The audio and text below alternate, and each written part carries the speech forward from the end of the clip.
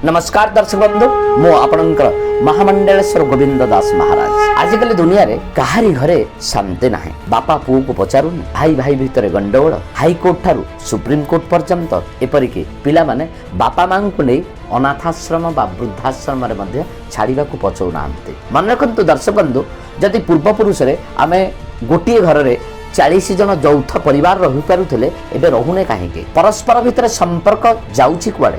व्यस्त हुंतु नाही दर्शक बंधु। ऋषि मुनि मानकर बाणी वैदिक बाणी केबेल अन्यथा हेब नाही। आपणकर परिवार पुनः हसी उठिबो, भाई भाई भितर अतूट प्रेम लागि रहिबो।